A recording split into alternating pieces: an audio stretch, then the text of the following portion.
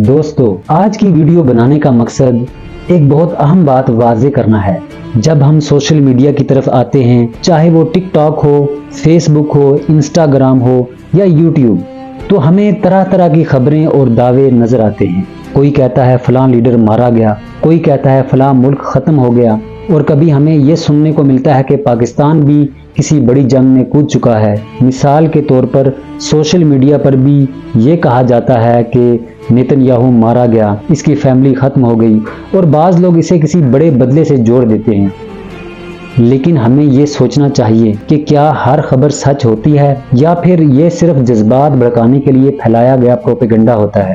کیونکہ ایک طرف وہ لوگ ہیں جن کے ہاتھ ہزاروں مسلمانوں کے خون سے رنگین ہیں، اور دوسری طرف وہ شخصیات ہیں جن کا تعلق ایک نظریے اور ایک مزاحمتی سوچ سے ہے۔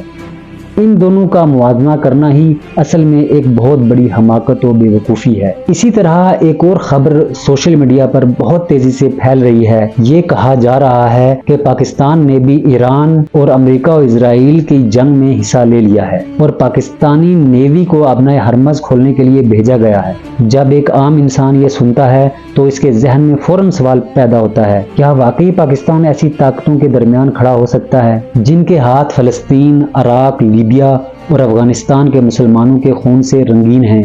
یہ سوال ہر نوجوان، ہر عام شہری اور ہر اس انسان کے ذہن میں آتا ہے جو حالات حاضرہ سے مکمل طور پر آگاہ نہیں ہوتا۔ اسی لیے آج کی ویڈیو میں ہم اس معاملے کی حقیقت واضح کرنے کی کوشش کریں گے۔ ناظرین کرام، پاکستان نیوی نے حال ہی میں ایک آپریشن شروع کیا ہے جس کا نام ہے آپریشن محافظ البحر۔ اس آپریشن کا بنیادی مقصد کسی ملک کے خلاف جنگ کرنا نہیں ہے، بلکہ اس کا اصل مقصد یہ ہے کہ پاکستان کی سمندری حدود کی حفاظت کی جائے، پاکستان کے تجارتی سمندری راستوں کو محفوظ بنایا جائے، اور وہ راستے جن کے ذریعے پاکستان کی توانائی اور تجارت آتی ہے انہیں محفوظ رکھا جائے۔ یہ بات بھی یاد رکھیں، پاکستان کی تقریباً زیادہ تر بین الاقوامی تجارت سمندر کے راستے ہوتی ہے۔ اگر ان سمندری راستوں میں رکاوٹ آ جائے تو اس کا اثر براہ راست پاکستان کی معیشت اور توانائی کی سپلائی پر پڑ سکتا ہے۔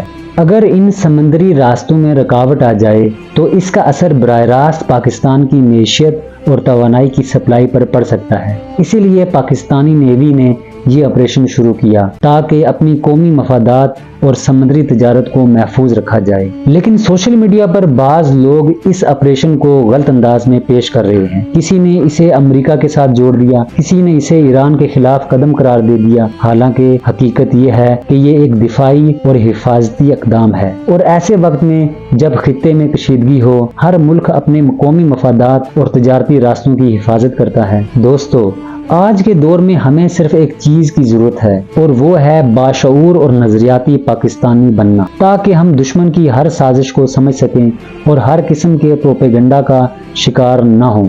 ہمیں اپنے ملک کے دفاعی اداروں اور اپنی افواج پر اعتماد رکھنا چاہیے، کیونکہ اگرچہ سیاست میں کمزوریاں ہو سکتی ہیں، لیکن اس ملک کی اصل طاقت اس کے دفاعی ادارے ہیں اور اس کی افواج ہے۔ اور ہمیں یقین ہے کہ پاکستان کی افواج کبھی بھی ہمارے ہاتھوں کو فلسطین، شام، عراق یا لیبیا کے مظلوم مسلمانوں کے خون سے رنگین نہیں ہونے دیں گے۔ اس لیے دوستو، ہر خبر پر فوراً یقین کرنے کی بجائے ہمیں تحقیق کرنی چاہیے، سمجھنا چاہیے اور حقیقت کو جاننا چاہیے، کیونکہ سچ ہمیشہ شور سے نہیں بلکہ علم اور شعور سے سامنے آتا ہے، اور ایک باشعور قوم ہی اپنے ملک اور اپنے نظریے کا حقیقی دفاع کر سکتی ہے۔